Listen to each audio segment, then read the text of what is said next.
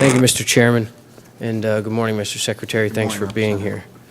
First of all, Mr. Secretary, I have a request. If you could please arrange over the next couple weeks a legislative field trip to the West Virginia-Pennsylvania border, I think it would be very helpful for some members who have never stepped foot on a well pad to see the competitive environment that is associated in that region. I think the same members that have some reckless economic policies as it relates to energy independence and the natural gas industry in Pennsylvania is pretty frightening.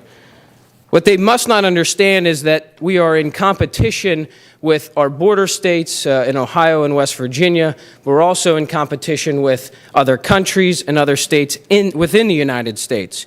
What they must not understand is that the rigs that are in Greene County and Washington County and Beaver County that are near the West Virginia border are here for a reason, Mr. Secretary. It's because we have a competitive advantage. The same severance tax they keep talking about, West Virginia has that, and that's why those rigs that are on the border are on the Pennsylvania side of the border, because there's an economic reason they're here.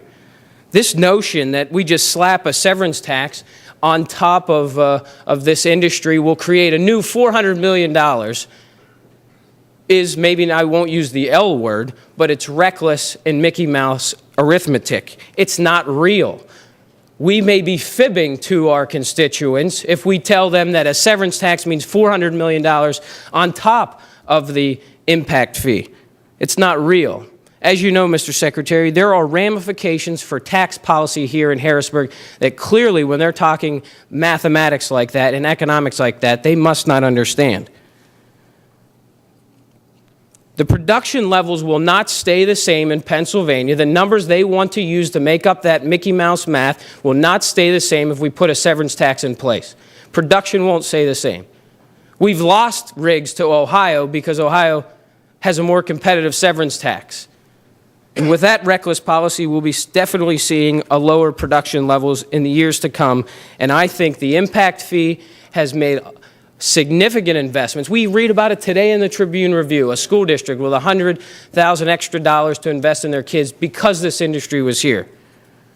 We continue to hear about the impact fee dollars that are going to those being affected by drilling.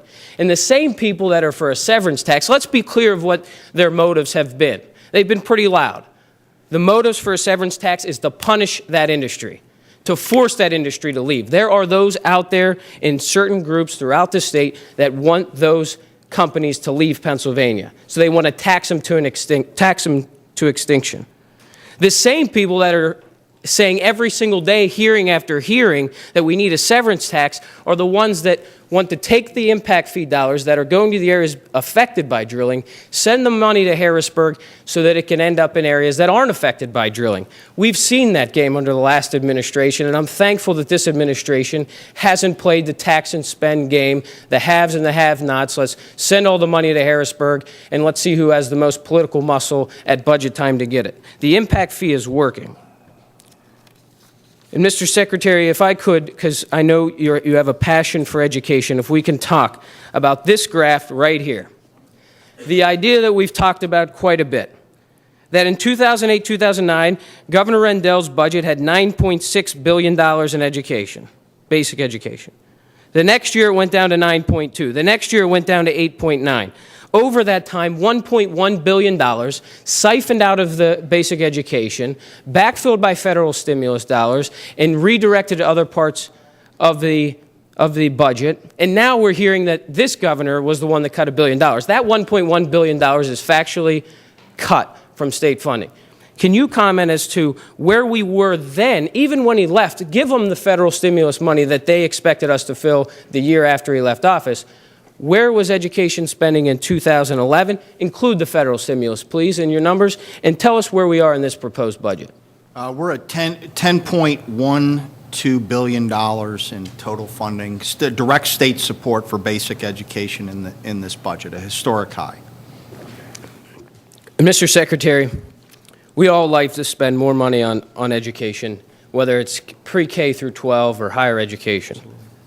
But the fact is, this idea that we can just keep telling people that Harrisburg can levy more and more taxes on job creators and that the unemployment rate isn't low enough. We're never going to be happy. Beaver County, we're set to see a lot of changes in the next 5 to 10 years. We're still not happy. We're working every single day to get better. I think that's Harrisburg's job. I think that's your job. I think we're all committed to doing a better job. But more people are working today in the private sector. Taxes have come down, and we continue to grow, and I thank you for that commitment. Thank you, Mr. Chairman. Thank you, Representative.